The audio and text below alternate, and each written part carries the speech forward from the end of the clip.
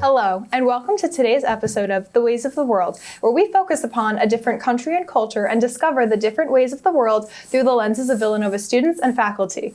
These Villanovans have studied abroad and are here to share their experiences. I'm your host, Ava Petrosky. Today, we will learn a little bit about the Philippines. Natalie Zickel and Daniel Key are two Villanova University juniors who participated in a very unique course at Villanova offered through the communication department. It is a year-long documentary production course where you travel to the Philippines for 2 weeks in October. So thank you so much, guys, for coming here today. Please tell me about your experience in the Philippines. Yeah, thanks for having us. It was a great experience traveling to the Philippines. Even though it was a short amount of time, it's not a conventional study abroad experience by any means. We are traveling abroad to film a documentary and to really learn about the culture and the people in the Philippines. So you find the culture and all the people there through your interactions and making a documentary. Yeah, and I feel like, also thank you for having us, but I feel like with our experience in the Philippines, like a lot of people go study abroad to, immerse themselves in the culture and sightsee, but like because our documentary is a social justice documentary and like the main goal of our documentary is to kind of like outreach to like different society and like, invoke this social justice. Like we have more of a sense of like wanting to help this more specific community rather than embracing our own selves into this larger community, which is like a full country. Yeah. Can you tell me a little bit more about the program and how you got involved? So I've talked about this program since I came here. I saw Hezi at Hezi's our executive producer and our professor. And he's really good about implementing social justice issues into this creative process of filmmaking. And it's something I really connected with, having something more in the creativity world of filmmaking. So I was really drawn to the course as an opportunity to learn more about myself, my peers, and also the world around me. So going into the program, you get assigned a role, and then in that role, you develop a story and you talk to your peers and eventually go through the production process at the place you're studying. Yeah. It's like a completely student-run production company. So even though Hezi's like our professor and our executive producer, most of the stuff like story, logistics, ideas, like whether it comes to like, what we're going to do that day or even from like, buying plane tickets and et cetera, like comes from the students itself. So Natalie and I currently serve as the director of photography and editors of this documentary, meaning we're basically like the people who hold the camera and then the people who, make the magic happen behind the computer. What's your production company named? We're called Pintado Pearl Productions. Tell me why. Pigtada is a pearl indigenous to the area of the Philippines, and we really connected with the idea of the hidden pearl and gem of culture within the Philippines and also within ourselves, and opening that oyster of creativity to find that culture. Just with like the pearl itself, like pearls are created under pressure, and I think like in this like very high stress and like high reward environment, like the pressure of like this documentary and this filmmaking process like really molds our story and ourselves into creating something beautiful, which is the pearl, which is our final production, the bonds that we made in this production company, and just like overall the overarching result of everything. Now, how did you decide to go to the Philippines to film? Did you have a choice of where to go, or were you given the Philippines and then you had to decide what city? Tell me a little bit about how you decided to go. That's a really good question. So Hezi, in the summer, he visited the Philippines and came up with 4 locations, one of which was Boracay, which is this island off the coast of Aklan. So he pitched that idea and originally was going to stay there as a break and a vacation with his family. And then he saw these kids walking to school outside of his hotel. And he was so drawn to these kids who came from seemingly the middle of nowhere, wondering why they were walking across this hotel, that he decided to follow them and found the Otzi community. And so that was an idea he pitched the class and we really connected with. And then one of our directors really had a lot of good connections in the Philippines, and one of her friends heads this organization called Kids for Kids in Halion, and we felt connected to go to that secluded island as well off the coast of Siargao. And so we went there and also to Boracay. Can you describe for me a typical day in your life throughout the program? I'm sure no 2 days looked alike, but roughly, what'd you do? I mean, I think our day starts even before, like from the night before, where at the end of the night, like right before all of us are about to go to sleep, our producers would send out a call sheet. And that call sheet is typically like the schedule that would happen like through that whole day. So it starts with even like what time like we're leaving the house to what time we have our meals to like what time we get back in. And so that kind of outlines our general outline for the day. Obviously, you know, in production things go a little wrong. So it's not always the most accurate, but you know, for most it's like a guideline that we would follow for, you know, time management and stuff for the day. Sometimes we would have to film sunrise, which was in the Philippines very early. So we'd have to get up at like, sometimes maybe even around like 5. But, you know, other days like where we didn't have that big schedule, we get to sleep into like 6. But I think, so we would start with that. And then mostly in the morning we would shoot B-roll, which B-roll is more just like the behind the scenes background footage that we use over maybe interviews or just, you know, showing the environment that we're in more from like a cinematic lens. And then we would go to breakfast. Hopefully. And then it would be more B-rolls, but usually like those interviews that are scheduled more in like a timely manner where like we can't really move them because that's when our collaborators would be available to shoot these interviews. We would shoot them and then, you know, lunch and then shoot and then the sun sets. And then, so then we would have dinner, and then after dinner we would do like these things called reflections where we would more talk about like what we did through the day, what we saw through the day, and more because like this is more than just a documentary, but it's a social justice documentary, how what we saw and what we learned about the community those days affected ourselves, affected our group, and how it will affect like the overarching story and how we could put a little bit of ourselves and our own identity into those stories. And then that's usually a very long process, but then after that we would break out into production meetings. So for example, me and Natalie, we work very closely with our directors because we are technically our director's eyes and we see whatever they want us to see and what they want the audience to see. So we would, you know, go over footage that night, what we got throughout the day, and then they would tell us, oh, like, this is great. Maybe we want to change it to this, or maybe we want some more of this, or maybe we want, you know, et cetera, stuff like that. But we would also have, you know, meetings with producers, meetings with ourselves, because we also have to organize all the footage that we had that night. And then by then it's very late and we go to sleep and then do it all over again. That's awesome. So you did use the term collaborators. Can you just explain to our viewers what you mean by collaborator? Yeah, so we're going to these communities and we're really making a film hand in hand with the people we meet there. We want to tell their story and we want to bring their story back to a more Western audience and to a Villanova audience. What's difficult about that is a lot of times the communication beforehand, it's hard to Zoom calls with people that are 12 hours ahead.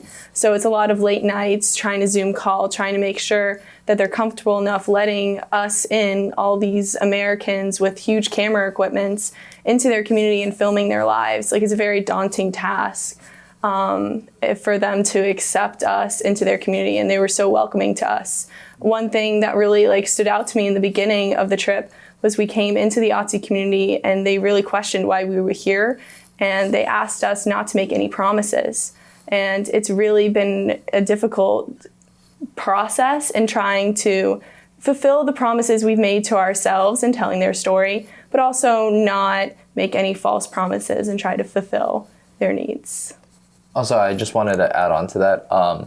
We specifically use the word collaborator because I guess the more technical word would be like subject, but we don't really consider them subjects because like that word subject kind of like dehumanizes them, but it's also like a very collaborative relationship that we have with them because like they're allowing us to tell their stories. Like we're not like, you know, superheroes who landed onto this like place and are just trying to like fix their lives, but it's more of like an honor for us to be able to share their stories with, you know, everyone, and an honor for us to help them. So it's not like we're above them or anything like that, where that's why we call them collaborators, because we're collaborating with them. Yeah, that's beautiful. So Natalie, you did mention that the time difference was 12 hours, which I was going to ask, How did you feel assimilating to such a big time jump? I think in any hours of production, it's very wonky and it's crazy. Anyone in the production world can speak to that. So the 12-hour time difference, I never really felt, because you jump right into filming and you really don't realize that your body is still 12 hours ahead. It's a long flight. You sleep on the flight. You get sleep there. You get sleep in transportation to the places we're going. And it really is, you feed off the energy of the people around you and the spark of the community. I think for me, I agree, like completely. I didn't really feel it there, but when I came back and I was so tired and I was like, I felt the jet lag, and I think it was more hard for me to assimilate back to home than it was to assimilate to like the time difference there. Just realizing now that I had like all this time. I think we came back around like Halloween. Like, so we had like a little bit of time to rest. Yeah. I was like, wow, like I didn't realize how tired I was until like I got back. And then you had to jump right back into classes. Yep. Yes. Okay. How long was the flight over there? It was like 14 hours to Abu Dhabi, and then we had an 11-hour layover there. And then after that, it was 9 hours to the Philippines. So it was a weird like 24 hours plus of just, we have no idea what time it is back home. Like, we're going back in time by going to the Philippines, and like the hours all switch.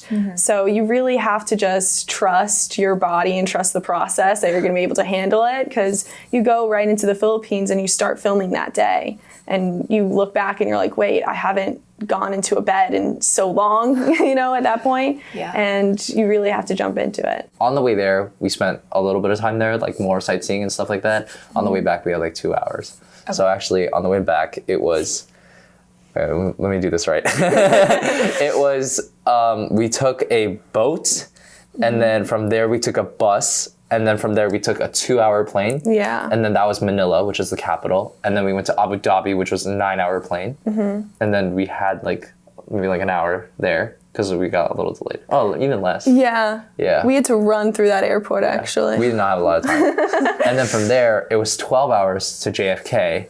And then it was a 3-hour bus back to Villanova and Gary. And I live in Stanford, so then it was a 20-minute walk. Like 20 minutes. Yeah. That's a lot. It is a lot. Okay, so the big question that I have for you two is, tell me what your film is about. Actually, we didn't really touch on this because it's not much of an abroad experience, but we're doing a parallel film. So when we went, we talked a lot about, it's kind of like a long time ago, because they're indigenous people, when they made first contact with this land, they served as the kings and the queens of this land. And now with like tourism and stuff like that, and like government encroachment and land encroachment, their land has kind of been stripped away from them. And it's like, honestly, it's smaller than like South Campus when they had this whole island to themselves. So we really want to highlight their stories of like how their journey to get their land back, and how, you know, that land was taken away from them, and how they're still holding on to their culture and their identity has really like shaped like what that community is today, and like the struggles that they fight. But in doing so, we realized that that concept felt very distant to us, almost because it's like this remote island in the Philippines. We're doing a parallel story with the Shinnecock Nation in Southampton.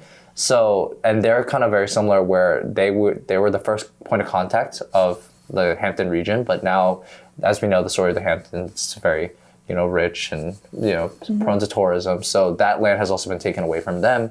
And we're telling the story of these two indigenous communities who share very similar stories and are connected, but across oceans, and they don't know how connected that they are.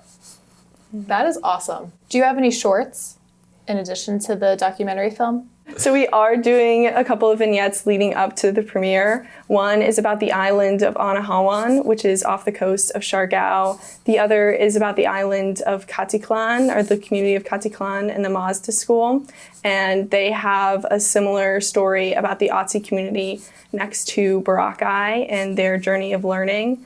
And then we also have the mangrove trees, which helps the sustainability efforts in Siargao. Awesome. When is your premiere? So our premiere will be May 1st, and it will be at the Performing Arts Center. So if, any Villanovans see this and they want to pop by and support, it'd be a really fun event to head out to. Tell me about, what was your first experience? You walk into the Philippines. I'm assuming neither of you had been there before. What were you feeling? For me, I think I went in, I was pretty nervous about, the whole experience, just because a lot of our classmates have done this before, but it's very new experience to me. I'm honestly I first picked up the camera that we used, which was the C70 at the beginning of the semester. So it's and we didn't have a lot of time to learn it because it's October that we're going to film this. So I questioned my confidence in that skill, but I think meeting the communities and meeting these people who we're so privileged and honored to tell their stories. It's to do it right is something that was really important to us. So we went in and when we first met them, they honestly doubted our intentions and what we meant to do out of this. They kind of thought it was more of a school project, and they were oh, you're just gonna come in and then leave and then not do anything, which really hit hard for all of us because we knew that's not what they wanted, we wanted to do, but we also had the sense of one, wanting to prove them wrong and showing that our intentions are very much there, and two, really breaking through to this community and making real meaningful, lasting connections. Yeah, and it's always difficult with that language barrier too. No one in our group spoke Tagalog, which is the native language. And I felt going into the Philippines hard to connect to people without using words, and how that journey would be like, especially with a huge camera in front of my face. How am I supposed to connect to the community and make them feel comfortable in front of the camera when we can't even exchange common words? And it really was a life-changing experience in that way of connecting through actions and through play. Towards the end of our filming days, we would just put down the cameras and just play with the kids on the beach. And that was the best experience, and really bonded with the community through that, through their dances, through their games. It was really fun to see that connection form. Yeah. Did you have a translator? So how did you conduct interviews with your collaborators? So when Hezi went on the preliminary trip, he met this guy named Jaros, who was served as our tour guide, who we very much appreciated. And he kind of spoke the native language, and he was he's not Ati, but he was very connected with the Ati community just because he's from that area. So he kind of led us to introduce us to the community, and kind of introduced us to the elders of the community. And so when we would conduct interviews, we would ask the question in English. Some people were pretty good at English and wanted to respond in English, but most people were more comfortable speaking Tagalog. So they would respond to us in Tagalog, and then after they asked the question, we would have Jaros or another translator who we met along the way or anything like that, kind of stand next to us and translate what they were saying, so we could ask our follow-up questions, or we could break that down, or even just move on to the next question. Right. Okay. Now, if you could describe the Philippines in 3 words, what words would you choose? I don't know. I think this question's kind of hard, just because I feel our interpretation of the Philippines is very different from what most people would say. Whereas we very much spent all of our time in this one concentrated area. So it's, and also the Philippines is more than 7,000 islands. So it's hard to break it down to the 3 words. The first word that came to my mind was humid, because it was very humid. I think it's also it's very loving. Everyone's very welcoming, and it's so easy to love there. You felt so much warmth and love. We only had 4 days of filming in the Otzi community, and by the end, we were nearly in tears leaving them because we felt such a deep connection with the community and with the students there. So it's really easy for them to love each other, and then coming back to the United States and trying to find that love again and to bring it back. Yeah. I think the easiest way to kind of talk about that love is it's imagine if someone who you didn't know, who didn't speak English, walked into your home with a humongous camera. It's how would that make you feel? But obviously for most of us, we wouldn't like that. But for them, they so openly accepted the idea of that and learned to trust us over even 4 days, which I don't think I would do if someone entered my home like that. So I think that very much shows how appreciative and loving they really were. Even if it's someone who doesn't look like you too, because most people there are Filipino, and then when 20 Americans walk into your home, it's a lot. Yeah, it's daunting. Yeah. Right. Now, What is the most valuable lesson that you feel that you've learned or taken away from this experience? I said this a little bit before, but for me, it would honestly be like the simplicity of love, where it's like, I feel like, especially as Americans, we tend to like put like walls up and borders up, and like there's a lot of like just like internal conflict and fighting amongst Americans. I mean, we're all different in very ways, where like I don't look like you, and like you won't look like the next person who walks into this room. But I think that like causes a lot of divide. But even in the Philippines, where a lot of them are just different shades and different colors, they learn about like it's just like what Natalie was saying. It's so easy to love there. It's so simple that it's like makes me think like, wow, how hasn't everyone like grasped this concept, or how hasn't it taken me so long to grasp this concept of just how easy it is to like love and appreciate, you know, your neighbors, your friends, your strangers, etc. Yeah, adding on to that, like how common we really are. Like the community of the Philippines is so diverse and welcoming and loving, and returning back to the United States feeling that divide in the same amount of diversity, it's really like a difficult thing to grasp and to concept how easy it is to love and to care for one another, and really valuing community and your background over your differences. Yeah. Did you have any prior film experience before going abroad and filming a documentary? I had a little bit. I'm involved in a VTV on campus, which is Villanova Television, which is like our media club that we have. And then I also did study abroad in Tokyo, and I had a internship at a bilingual film house there. And I've just done some like more previous work on the side. I've taken classes at Villanova, but I think this is really the experience that like hit it home for me, where it's the most I've ever learned about film and like the most passion I've ever had about film. So I have done some film stuff before this, but I think like this is a thing that like I consider like the film thing that I've done. Right. Yeah, I would agree. I love cameras, I love photography, so I would do that around, make like little home videos for my friends and family, but I really wanted to prove my skills and see what I was capable of with this class and see what would come out of it. Now, what do you find the greatest challenge that you faced while you were over in the Philippines? I think for me, it was a mix of like physical and like mental fatigue, where like I touched on this a little bit, but just like trying to grasp that like sense of like confidence that I had, because it's like at the end of the day with like these people, it's like we have like their lives in our hands, like with like, what happens next in their lives, or how we share it, how we like shape their story is like very much in like the hands of like, yes, the directors, but also like us as the people holding the cameras and the people editing. So I think like that was a lot of pressure for me to grasp like mentally. And I think that's something that I just like didn't feel that I was like fit to do almost. But, as I've kind of grown, like I have like realized that like feeling unconfident and unfit to do these things is different than like acting on that emotion and being able to like overcome it with like, the ability to learn and the ability to, really understand them through these stories. So that was something I had trouble with mentally, but more physically, like it was very exhausting when it was like almost like, I think we hit like 100% humidity one day, and it was like 100 degrees, and you're running around holding this like big camera. And we weren't just holding cameras like handheld. We had these like Ronins, which are like these like gimbal things. Yeah. And they're heavy. So like doing stuff like that and just being like on the team, I think we were probably the people who were the most mobile one, and also just like doing the most like heavy lifting, heavy like work. Right. So I think like that sense of not being able to rest, like working for like 4 days straight, and like the lack of sleep like really got to me, specifically in the very end.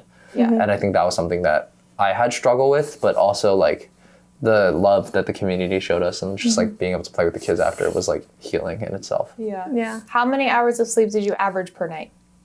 Maybe 2? So some are different because like sometimes like especially after we left Boracay and we got to go to like Halian and stuff like that, we had to take boats to get there, and that was like a 3-hour boat ride, and so we got to sleep on that boat, which is very nice. Okay. That's good. But in terms of just like sleep, because we would have to film sunrise a lot, and that was like cutting at our sleep time and etc. So I think we would like all as like a team, not just us, but like everyone would find little pockets to sleep, like whether it was like waiting for our dinner to come, or like or just like being able to close your eyes and like that like 15 minutes of downtime where we're trying to figure out, you know, even like where to set eat. up an interview or something like that. All right, I don't know if we were sleeping. Not us. Setting up an interview, Not us. but like, you know, especially like people who were more like, for example, like our line producers who are the people who manage money. They were more there to like support like the people on the team. Like, what do you need? Do you need waters, food, what, etc. It's like they got like that downtime around that time. But like for us, it's like just finding those pockets to like get that rest really helped. Yeah. Yeah, probably like 2 hours though. Wow. Yeah. Now, Natalie, what was your most valuable lesson that you've taken away? So I would say that, it's like difficult. I think it was really challenging for me going into the trip because I started off on sound and I found out that I was going to be a DP and holding the camera like the day of filming. So really testing my improvisation, like my flexibility and my skills to pick up a camera and just start actually executing the vision the directors had was really daunting task. But it really proved to myself that I could pick up on these things pretty quickly and execute to the best of my ability, and tested my skills in that. And then also, again, with the love and the care that the community showed, it was really appreciated for me. Like, I have no idea what I'm doing, but they don't know that. So like kind of acting to the best of my ability to capture these little moments of the community and really capture the spirit and the love was really appreciated. Yeah. Now, I do want to touch upon just a little bit about any cuisine that you had in the Philippines. So can you tell me a little bit about the food that you might have had while you were falling asleep waiting for it to come? Even though it might not seem very different and exotic, like the fruit there was so ripe and so sweet. Like our group chat is actually called Mango Me because of how much our group collectively like loved all the mangoes. And I'm not even like a mango person, but like for them to be very sweet like that was like very good. But one of the main things that we had there a lot was chicken adobo, which is like a very popular Filipino dish. And I've had it here because a lot of our dining hall staff are Filipino, and I've had it like at home. But I think to have it like in the Philippines, like was just a different experience. Being able to like try like such a national dish like that in their national, like in their country was just a very surreal and like pleasant experience for me. Yeah.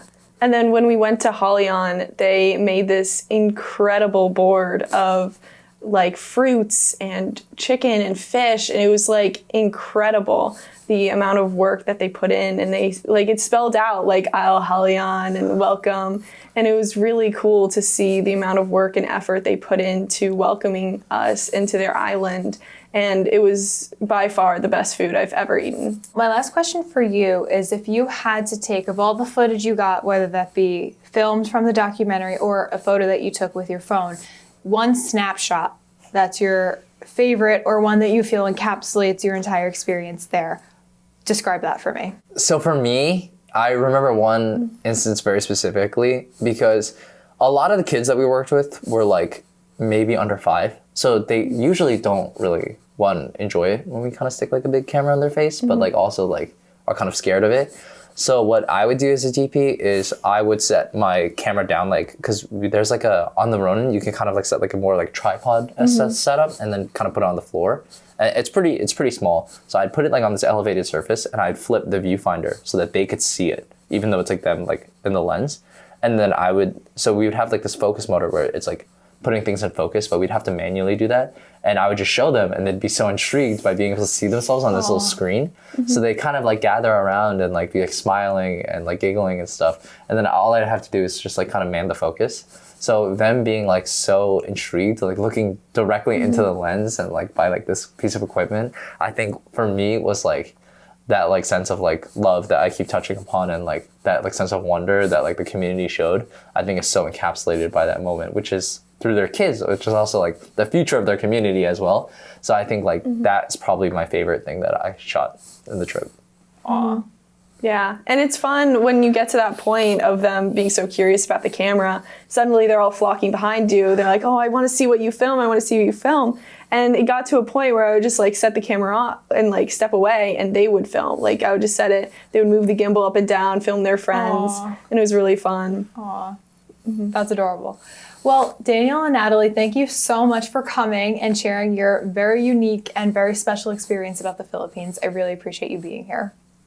Thank you for having us. Yeah, thank you so much. This was great. Thank you for watching today's segment on the Philippines. I'm your host, Ava Petrosky. I'll see you next time.